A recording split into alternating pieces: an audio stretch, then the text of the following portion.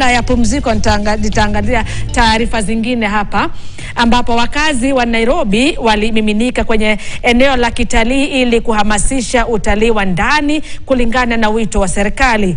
Hafla hiyo ambayo ni kikao cha kijamii na cha muingiliano kinachofanyika kila mwezi, inawezesha watalii wa humu nchini kutoka ukanda wa Nairobi kufurahia pamoja na marafiki wao, wakijumuika na kuburudika kwa midundo ya muziki.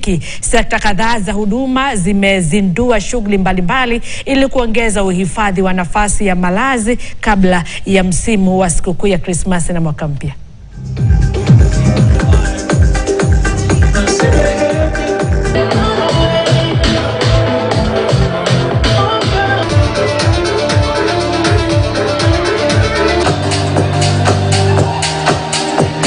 So today we were having Gondwana. It's an Afro house event. It's for all ages, literally. So just come through and just dance to some really cool Afro electric music. So we've collaborated with Gondwana. We do monthly events with them. It's a nice way to make guys come to Mombasa Road, learn more of everything that we have, all of our facilities, from the restaurants to the rooms to the bars, everything that we have. It's a perfect collaboration, to be quite honest.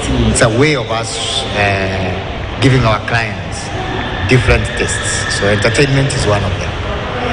We are looking at around 1,000 people. We do this every month, once a month.